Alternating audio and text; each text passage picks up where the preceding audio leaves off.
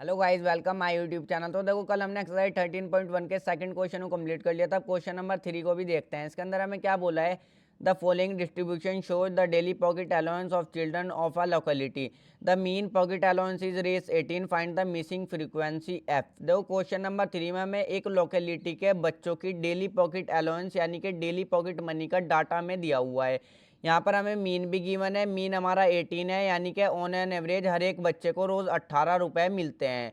Find the missing frequency. देखो, हमें जो है इस मिसिंग फ्रीक्वेंसी को फाइंड आउट करना है। अब ये क्वेश्चन भी बिल्कुल अलग नहीं है, बिल्कुल आसान सा ये क्वेश्चन है। मैं यहाँ पर देखो एज्यूम मीन मेथड वाला फॉर्मूला यूज़ करूँगा, जो कि आप जानते हो हमने क्वेश्चन नंबर सेकंड में भी यूज़ किया।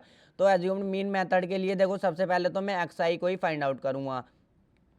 देखो, ये हमारे नंबर ऑफ चिल्ड्रन है, इसको मैं एफ आई भी बोल सकता हूँ। ये डेली पॉकेट मनी है। इन रुपीज़ में 7 बच्चों को 11 से 13 रुपए तक मिलते हैं, 6 बच्चे को 13 से 15 रुपए तक मिलते हैं। इसी तरीके से हमें डाटा गिवन है। तो सबसे पहले मैं एक्स आई को फाइंड आउट कर लूँगा। एक्स आई किस तरीके से फाइंड आउट करते हैं, देखो लोअर लिमिट प्लस में अपर लिमिट, इन दोनों को ऐड करो और 2 से डिवाइड कर दो। जब मैं 13 प्लस में 11 इनको ऐड करूँगा, देखो मेरा क्या हो जाएगा, 112 हो जाएगा और ये 24 हो जाएगा। और 2 से डिवाइड कर दो, 2 1 2, 2 2 4। तो यहाँ पर वैल्यू क्या आ जाएगी, देखो 12 आ जाएगी। और एक मैंने आपको ट्रिक भी बताई थी, इन दोनों के बीच की वैल्यू को लिख दो। देखो 11 के बाद 12 आएगा, फिर 13 आएगा। इसी तरीके से 13 के बाद 13 के बाद 14 आएगा, फिर 15 आएगा। तो 14 को यहाँ पर लिख दो। 2 2 के गैप से आ जाएगी। देखो एक्स आई फाइंड आउट करना बिल्कुल आसान है। 15 के बाद यहाँ पर आ जाएगा हमारा 16 आ जाएगा, फिर 17 आ जाएगा। तो 16 यहाँ पर लिख दो। इसी तरीके से 17 के बाद हमारा यहाँ पर क्या आ जाएगा, 18 आ जाएगा। 16 17 18, यहाँ पर 19 के बाद हमारा क्या आ जाएगा, 20 आ जाएगा। यहाँ पर 21 के बाद 22, फिर 23। तो 22 यहाँ पर आ जाएगा। फिर 23 के बाद यहाँ पर आ जाएगा 24। आप इस तरीके से भी समझ सकते हो। इन दोनों को ऐड करो, 2 से डिवाइड कर दो, बिल्कुल आराम से हमारा आंसर आ जाएगा। तो ये मैंने एक्स आई को फाइंड आउट कर लिया। अब देखो, मैं जो हूँ डी आई को भी फाइंड आउट करूँगा। डी आई को हम किस तरीके से फाइंड आउट करते हैं, देखो डी आई का मैंने फॉर्मूला आपको बताया था। डी आई को हम फाइंड आउट करते हैं एक्स आई माइनस में ए।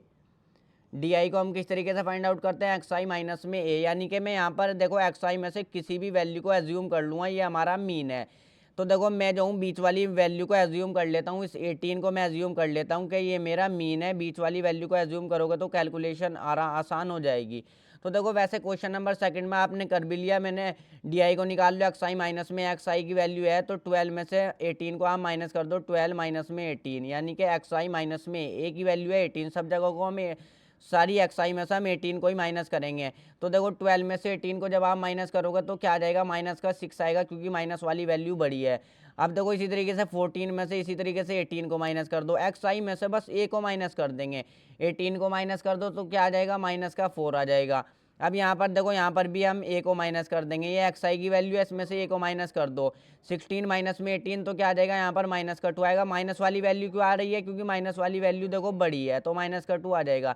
18 माइनस 18, तो ये तो हमारा देखो 0 ही आ जाएगा, 0 आ गया। अब यहाँ पर देखो, इस बार एक्स आई में से 18 को माइनस कर देंगे, यानी कि 20 में से 18 को माइनस करेंगे तो प्लस का 2 आएगा। फिर हमारा 4 आ जाएगा इसी तरीके से। फिर हमारा 6 आ जाएगा इसी तरीके से। एक्स आई में से ए को माइनस कर दो, बिल्कुल आसान है डी आई की वैल्यू को फाइंड आउट करना। अब हम फाइंड आउट कर लेंगे एफ आई और डी आई। एफ आई और डी आई, एफ आई और डी आई की देखो मल्टीप्लाई कर देंगे हम, कुछ भी नहीं है। 7 की मल्टीप्लाई कर दो 6 में। 7 6 का कितना होता है, 42। और माइनस का आएगा, क्योंकि 7 की मल्टीप्लाई माइनस के 6 के साथ हम करेंगे, तो माइनस का 42 आ जाएगा। अब 6 की मल्टीप्लाई कर दो 4 में। 6 4 का कितना हो जाएगा, देखो 6 4 का होता है हमारा 24। और ये भी माइनस का आएगा, क्योंकि माइनस के 4 के साथ मल्टीप्लाई करेंगे। 9 की मल्टीप्लाई कर दो 2 में। 9 2 का हो जाएगा 18, ये यहाँ पर भी माइनस का आएगा। 13 की मल्टीप्लाई कर दो 0 में, तो यहाँ पर आपका 0 आ जाएगा। अब देखो एफ की मल्टीप्लाई कर दो 2 में, तो हमारा क्या आ जाएगा, 2f आ जाएगा। जब हम f की मल्टीप्लाई करेंगे 2 में, तो मेरा 2f आ जाएगा। बिल्कुल भी देखो घबराने वाली बात नहीं है, बिल्कुल आसान है। अब 5 की मल्टीप्लाई कर दो 4 में, तो 5 4 का होता है हमारा 20। अब भी इसी तरीके से 4 की मल्टीप्लाई कर दो देखो 6 में। 4 6 का कितना होता है, 24। अब फॉर्मूला देखो, मैंने एज्यूम्ड मीन मेथड वाला फॉर्मूला यूज़ किया हुआ है। क्या होता है, X bar is equal to, अब देखो यहाँ पर हमें ये एक्स बार यानी कि मीन हमें गिवन है।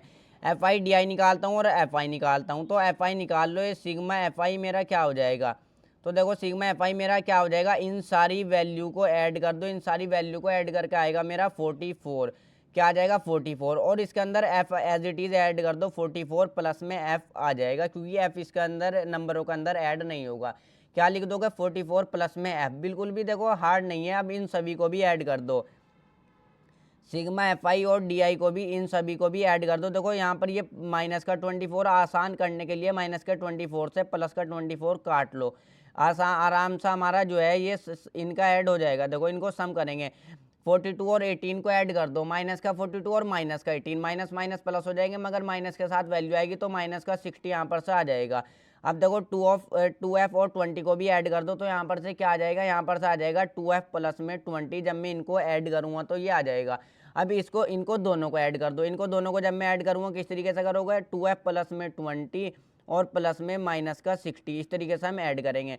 तो यहाँ पर आ जाएगा 2f प्लस में 20 प्लस माइनस माइनस का 60 हो जाएगा। तो देखो 2f प्लस माइनस क्या हो जाएगा, माइनस हो जाएगा, मगर माइनस के साथ ही वैल्यू आएगी क्योंकि माइनस वाली वैल्यू बढ़िया है। 60 में से 20 को माइनस कर दो तो यहाँ पर आ जाएगा 40। तो यहाँ पर एफ आई डी आई की वैल्यू क्या आ गई, देखो यहाँ पर जगह कम है तो इस तरीके से लिख लेना, नीचे को लिख लेता हूँ। देखो मैं थोड़ा इसे बॉक्स को बड़ा कर लेता हूँ, इस तरीके से नीचे को लिख लेता हूँ। तो यहाँ पर वैल्यू क्या आ गई, 2f माइनस में 40, ये आ गई हमारी एफ आई डी आई की वैल्यू। बिल्कुल आसान है। देखो अब मीन हमें दिया हुआ है, मीन हमारा कितना है 18 है, तो यहाँ पर मीन की जगह पर 18 पुट कर दो। एवरेज देखो हमने एज्यूम्ड मीन किसे माना था, 18 माना था, एक ही वैल्यू है 18, तो 18 रख दो प्लस में। अब एफ आई और डी आई की वैल्यू हमारी क्या है, एफ आई और डी आई की 2f माइनस में 40, तो 2f माइनस में 40 रख दो, 2f माइनस में 40 इस तरीके से रख दो अपॉन में एफ आई की वैल्यू क्या है 44 प्लस में एफ, तो 44 प्लस में एफ ये भी रख दो। बस देखो अब कैलकुलेशन है, कुछ भी नहीं है। ये 18 इधर प्लस का है, इसको इधर ले आओ, माइनस का 18 बन जाएगा, तो यहाँ पर जाके ये 0 ही हो जाएगा। इधर आपका क्या रह गया 2f माइनस में 40 और अपॉन में 44 प्लस में f, ये वैल्यू आ गई।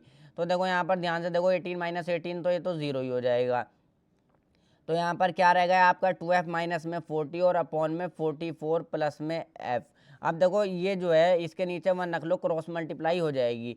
तो ये 2 सबसे पहले देखो 44 प्लस में f की मल्टीप्लाई करो 0 के साथ, तो ये तो सारा आपका 0 ही हो जाएगा। जब मैं 44 प्लस एफ की मल्टीप्लाई 0 के साथ करूँगा तो ये सारा 0 हो जाएगा। और 1 की मल्टीप्लाई कर दो देखो 2f माइनस में 40 के, तो एज इट इज़ यही वैल्यू रहेगी 2f माइनस में 40, तो ये वैल्यू आ गई। तो अब देखो यहाँ पर इस 40 ये माइनस का है, इसको इधर ले आऊँगा तो ये प्लस का 40 बन जाएगा, प्लस का 40 बन गया। इधर मेरा क्या रह गया 2f। अब बिल्कुल आसान है, देखो फाइंड आउट करना है। यहाँ पर इधर वो करता हूँ, क्या आया है मेरा 40 और इज इक्वल टू 2f, ये आया है। अब देखो ये 2 इसके साथ मल्टीप्लाई में नीचे डिवाइड में आ जाएगा इज इक्वल टू f, और 2 से इसको डिवाइड कर दो, ये हो जाएगा 20। तो फ्रीक्वेंसी की जो फ्रीक्वेंसी आ जाएगी वो 20 आ जाएगी, एफ की वैल्यू जो हो जाएगी वो 20 हो जाएगी, यानी कि मिसिंग फ्रीक्वेंसी कितनी हो जाएगी 20 जो है आंसर हो जाएगा।